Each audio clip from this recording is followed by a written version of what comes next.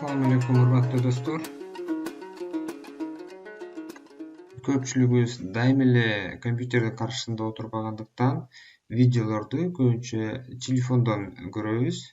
Жана албетте телефондун экраны кичинекей болгондуктан чоң экранда тартсам эгерде видеолорду кичинекей телефондон аларды түшүнүп көрүү абдан эле кыйын болот. Мына ошол себептен мен видеону экрандын бир бөлүгүндө тартып жатам жана ошонун себебинен экрандын жарымын азыр биздин инструменттер ээлеп турат.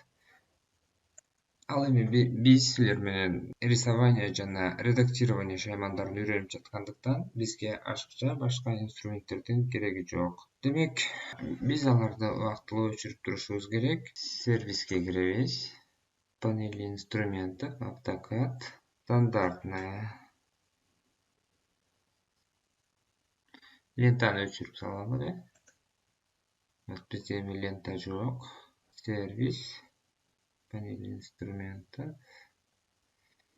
слои, сервис,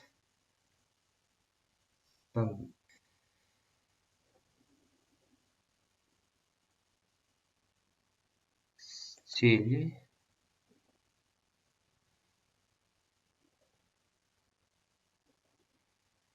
редактирование, рисование. Жана ошондой эле бизге бул переходдор дагы азырынча тоскоол болууда. Бир аз аларды дагы убактылуу алып турабыз. Силерге тоскоолдук болбосо албасаңар да болот. Ал үчүн параметры бир аз күтүп турабыз. Экран. Отображать вкладки файла. Вкладочканы алып коебуз. Вот, мына ушинтип биз рабочий пространствону кеңейтип алдык. Эми биз ушул даярдалган стилди сактап калышыбыз керек. Анткени бул программаны кайра өчүрүп жангандан кийин жок болуп кетет. Ал үчүн сохранить текущий как. Жерге мен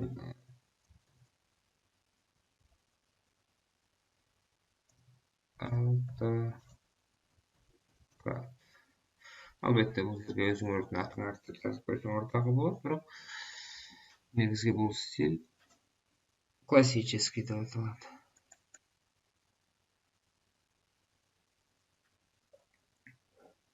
Вот. Мына эми практика жүзүндө көрө турган болсок, рисование и аннотацияга өтөбүз. Вот, кадимкидей эле сакталып калган. Эми кайрадан классический AutoCAD. Дагы бир айта кетчү жагдай, көпчүлүк AutoCAD программасын горячий клавишалардын жардамында үйрөнөт жана ошондой пайдалануу ыңгайлуу деп эсептешет жана ал айткандары дагы туура. Бирок жаңы үйрөнүп жатканда биз оңой үйрөнүү үчүн мыштын жардамында гана үйрөнө бергенибиз жакшы. Анткени бизде бардык эле адамдарда зрительский память, слуховой көрүп эстеп калуусу угуп эстеп калганга караганда жогору. Анткени биз кимдир бирөө менен таанышсак, анын атын унутабыз, бирок көрсөк тааныйбыз деп айтабыз го. Ошол сыяктуу эле биз көрүп калган инструменттин турган жайын жана кандай көрүнүшүн билип алганыбыз, аны кайсыл тамга менен кайсыл кнопканы басып кайсы инструментти чакырып алууга караганда жеңилирээк. Биз экрандын настройкасында кыйла убактыбызды жоготуп алдык. Ошондуктан азыр биз рисованиядан spline, редактированиядан зеркало деген жана ошондой эле массив деген программаны үйрөнөбүз жана андан соң сөзсүз 3D моделированиядан дагы бир-эки практика жүзүндө бир нерселер жасаганга аракет кылабыз. Эмесе баштадык. Spline.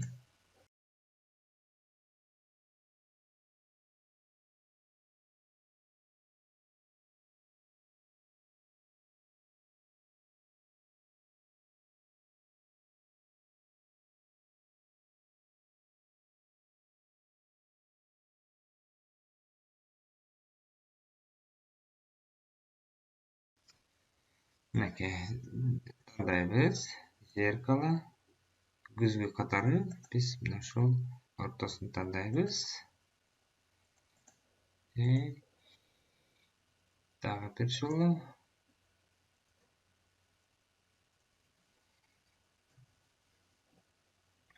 Эми көчүрөбүз буну.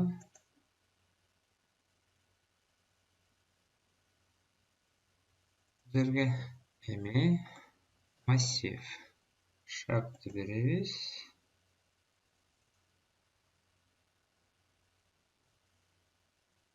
Бул массивде, прямоугольный массивде настройкасын толук кандуу жүргүзүү үчүн бизге ыңгайлуу болот рисование и аннотация.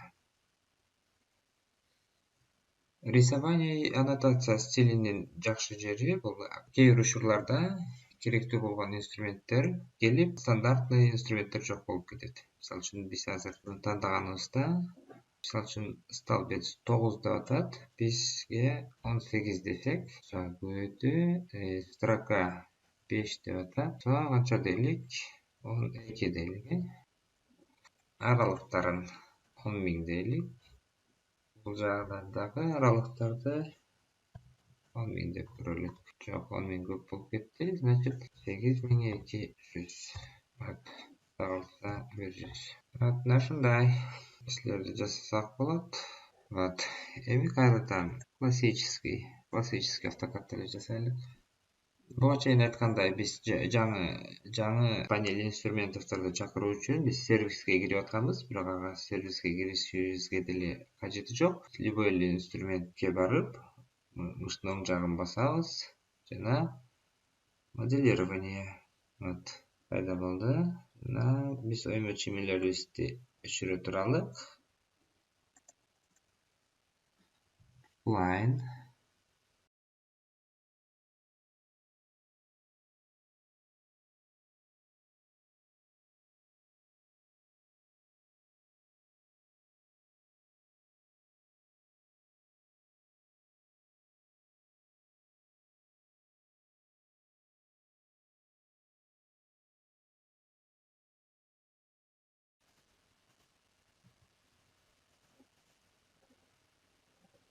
Эми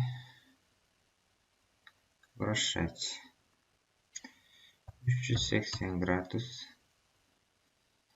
Эми ручкасын да чийип алалык биротоло.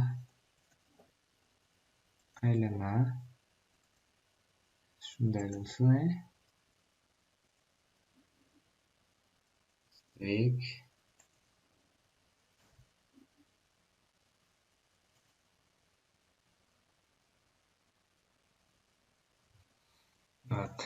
Жана зеркалить. Күзгү кадары биз ортосун тандайбыз. Эми реалистичный видге өтөбүз. Албетте мага жаккан жок. Мен скульптор же искусственный адам эмесмин. Андыктан окшошпой калышы кадыресе көрүнөш. Кызылга боёйбуз. Албетте жыйынтыкты көрүңүздөр. Ушундай деталь жасадык. Ушуну менен экинчи сабагыбызды жыйынтыктайбыз. Кайрадан көрүшкүнчө, ассаламу алейкум, саламатта болуңуздар.